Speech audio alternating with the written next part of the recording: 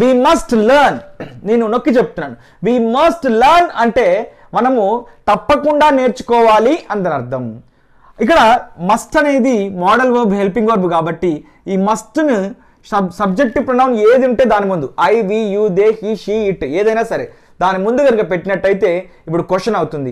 Must we learn అంటే మనం తప్పకుండా నేర్చుకోవాలా అని చెప్పి.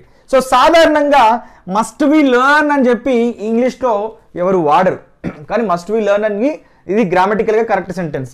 సో మనము షుడ్ వి లెర్న్ అని క్వశ్చన్ అడుగుతుంటాం. యూజువల్గా షుడ్ వి లెర్న్ అని క్వశ్చన్ అడుగుతాం, మనం నేర్చుకోవాలా అని చెప్పి. మస్ట్ వి లెర్న్ అంటే మనం తప్పకుండా నేర్చుకోవాలా అని అర్థం అన్నట్టు.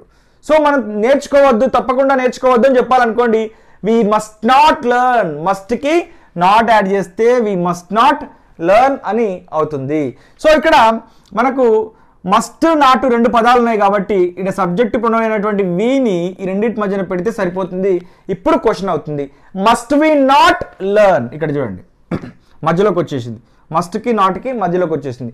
మస్ట్ వి నాట్ లెర్న్, మనం తప్పకుండా నేర్చుకోవద్దా అని చెప్పి question.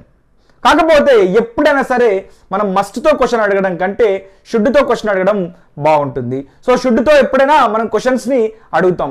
Should I come, should I go, should I play, should I learn అని ఈ రకంగా అడుగుతాం.